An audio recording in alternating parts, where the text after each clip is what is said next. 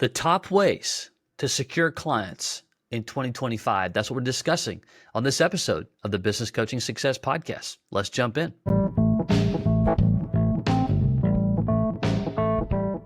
BJ O'Neill here with the Business Coaching Success Podcast. So glad you're here, where I share with you strategies, tools, and tips to be able to grow your business coaching practice to six figures and beyond as a Christian business coach. Let's jump in. Well, welcome. Glad that you are here, regardless of where you are on your coaching journey.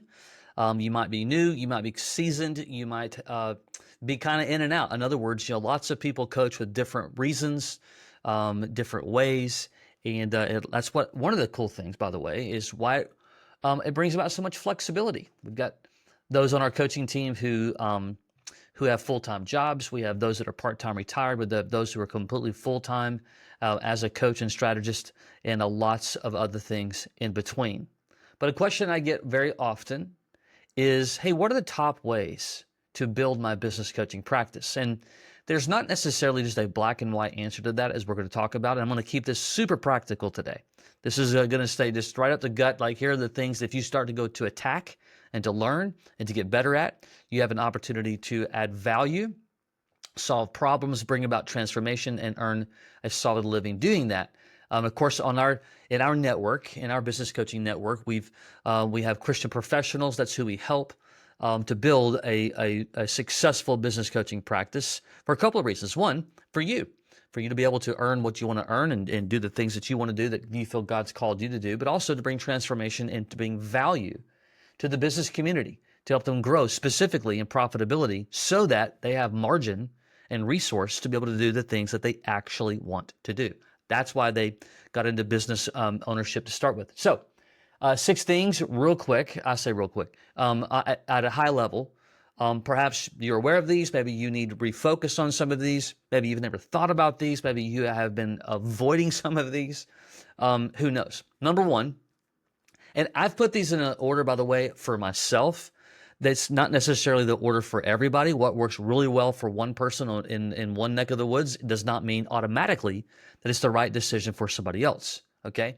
But these are the 6 that work tremendously well. Some of them have always worked. Some of them will always work, right? Oftentimes we're looking for the newest shiny object. Let's stop doing that and let's, grip the steering wheel, white knuckle it, and just learn and master. That's why we call our organization Business Coach Mastery. We want to master the things that we are discovering. Number 1, your sphere of influence. When I say sphere of influence, it's anybody who already knows you, who already likes you, and already trusts you. So think about your world, people in your small group at church, your neighbor, family, lifelong friends. Maybe you still know the person that you went to second grade with, you were in second grade with, your dentist, like the list goes on. Here's where people most kind of let this fall apart. Well, they don't own a business. They don't really, right, but they know a lot of people and past colleagues, those that you just, you've gotten to know over the years through connections, right? And what you want to do, and we're going to in the succession of podcasts, get my words out, we'll go a little bit deeper on some of these. But the bigger thing is that you want to let someone in your sphere know what you're doing and why you're doing it. What you don't want to do is just simply say, I'm going to be a business coach, or I am going to coach businesses, whatever. No one truly, honestly, really understand, and you got to unpack that. They don't understand what it means. So the encouragement here is to let them see some of your tools. Let them see your website. Ask feedback. Hey, I love you. I respect you. We've been friends for a long time. I would value your impact. Let them see some of your tools or whatever. They need to understand how you're going to bring transformation to the business community and your heart.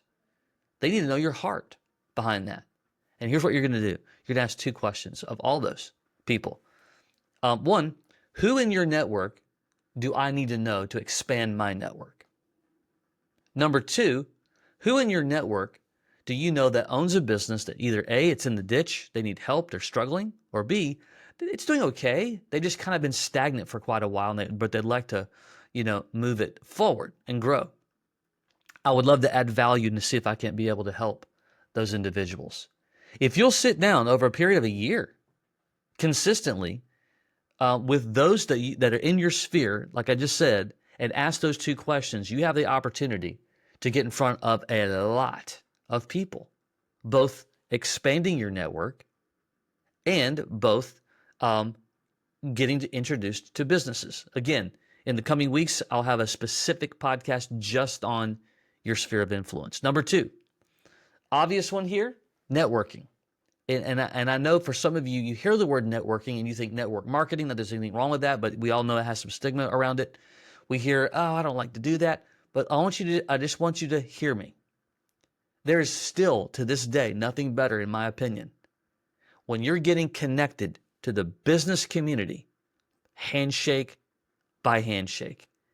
When you do that consistently and you're able to go to 1 to 3 events per week, and you do it correctly, with the right kind of plan, with the right kind of understanding of what you're doing in that room and why you're doing it, you can change your life.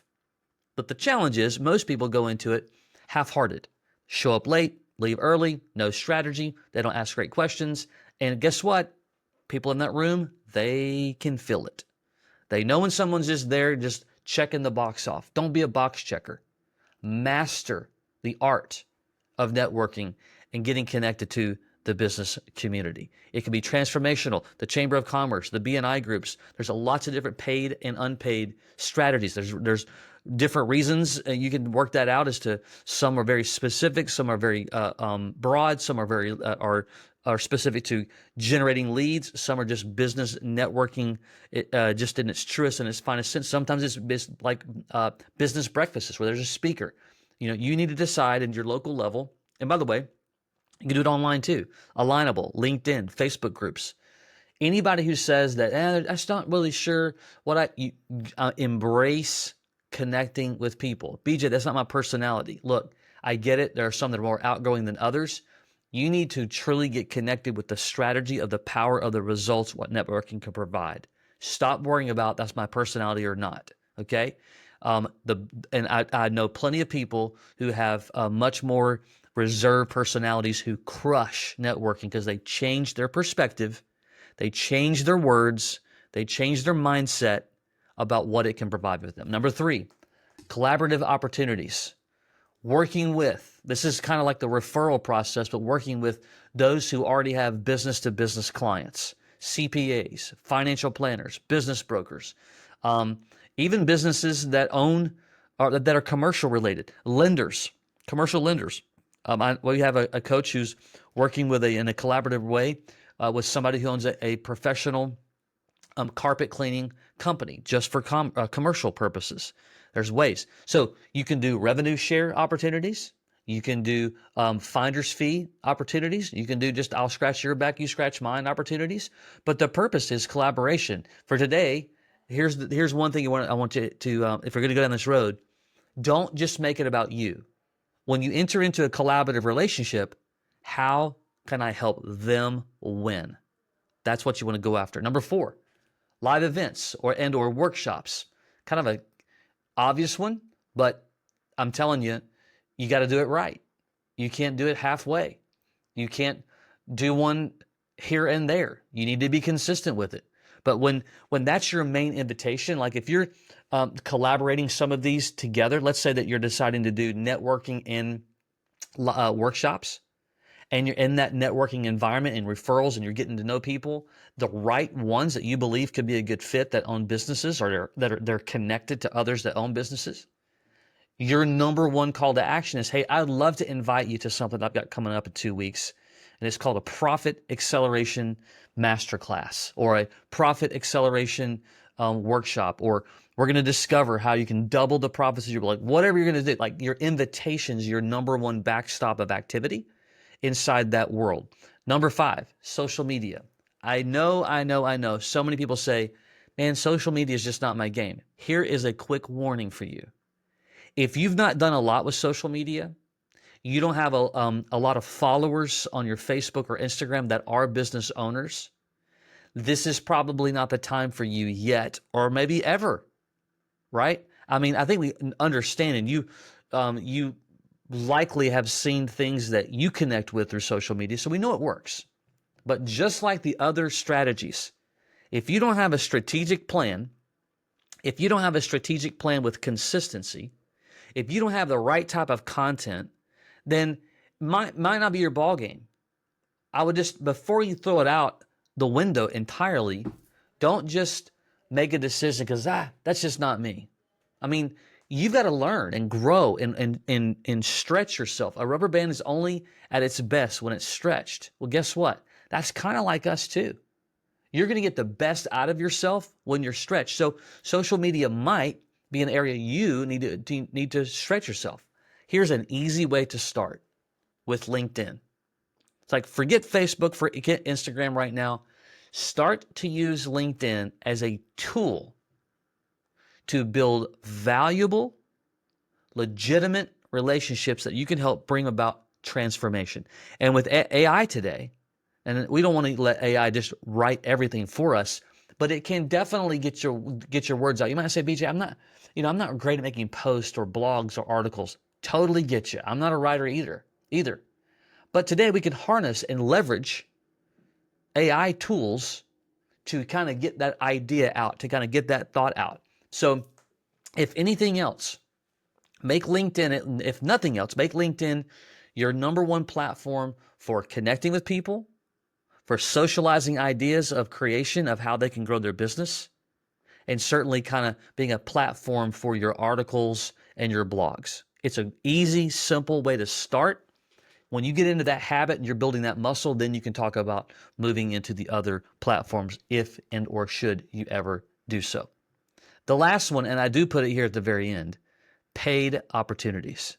Now you may say, well, aren't paid strategies better because I can connect directly? Maybe, if you know what you're doing.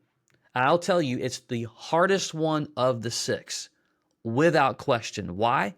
Well, number one, you're going to spend a lot of money. And if you've got a war chest full, great. And number two, if you're going to go down that road, my encouragement is to set your business up this way. Go get your first client first. The average coach charges, if you don't know, about $2,000 for one-on-one business coaching. All right, that's just the average. You can charge whatever you want to charge, but that's the average. Well, if you want to fund your paid strategies, go and get your first client through the top 5 strategies I just mentioned. All right, then you're going to take that $2,000, and now I'm going to reinvest that $2,000 into paid strategies. If I lose that client, I'm going to stop the paid growth. That way, I'm not really coming out of my pocket. So that's a great strategy to harness. But here's the thing. If you've never paid a dime in your life for leads, and specifically through things like LinkedIn, Facebook, Instagram, TikTok, and the list goes on, it is something that you either A, have to learn to do yourself, or you're going to have to engage into an agency to do it for you. And I'm not going to get into the goods, bads, and indifference. The reality is you either learn it or you pay somebody else to do it. It is not a just turn the light switch on and it works. I've been doing it for about a decade, and we have to learn new things all the time because there are shifts in the market. You have to understand your avatar correctly. You have to understand how copy converts and how images convert and all those things. Even if you pay an agency, they have to really know what they're doing. And I want to be very careful here. Depending upon your target, they may not understand your target very well. So again, that's why it's not black and white and not just a light switch. I can just go pay them. Buying lists is a form of paid opportunities. It works, but the conversions are super low. You just need to understand that. If I buy a list of 1,000 people, they have no idea who you are. You're not spending any time getting to know them. You got to make sure you buy them legally, by the way, and understand where did the source come from with those lists. And so if you go down this path, you just got to know what you're doing. More importantly, you have to know that you will spend money testing on a consistent basis. I even still to this day, because we use paid lead gen and have for years. But still to this day, there are seasons we go through where a shift came or a chat, whatever. We've had to spend some money just to test to get it back on track. That's just the way it works. So you have to understand it. So many people think that they can just go spend some money and it just happens. I wish it was that way. If it was, everyone would obviously do it and it would be no big deal. So there you go. Your sphere of influence, networking, building collaborative relationships, doing live events and workshops, social media, and paid opportunities. You can let me say it differently. You can change your life by embracing just 2 of those strategies. But if you dabble in those strategies, you're going to get dabble-like results. If you do a workshop and you invited 10 people, 7 said, yes, I'm coming, and none of them showed up, and you quit, that's not going to work. You're going to have trepidation. You're going to have challenges. You got to work through those things. That's a part of it. But when you're working through them, that's how you learn. If you're going through the networking game, right, and you're going to have coffee with somebody, they shifted and said, I can't meet with you 2 weeks. Like, those things will happen. Consistency is the ball game. Learning and rinse and repeat, rinse and repeat. You harness and master 2 of these strategies, you can change your life. I promise you that. I am living proof of that. If you're considering building a business coaching practice, you don't know where to start, you go to businesscoachmastery.com. We have some resources there. You can learn about our done-for-you system that can absolutely give you everything you need to build a successful business coaching practice. You can also schedule a time to chat with us, and we'll tell you all about it for you to determine if it's the right fit for you. Maybe it is, maybe it isn't. I'll let you make that decision. Okay? Until next time, take care.